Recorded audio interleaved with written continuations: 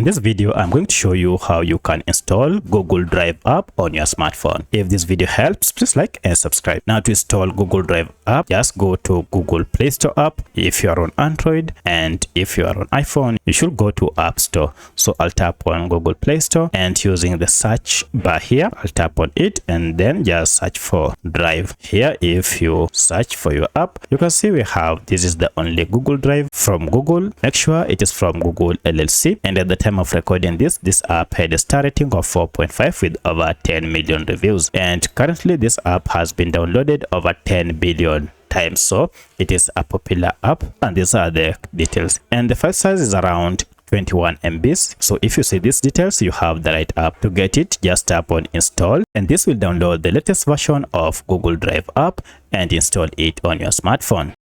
Once it has been installed, now you can open it from here to start using Google Drive services. So that's how you can install Google Drive on your smartphone. If you have any other question, kindly let me know in the comment section. Otherwise, thanks for watching, and let's meet in the next video.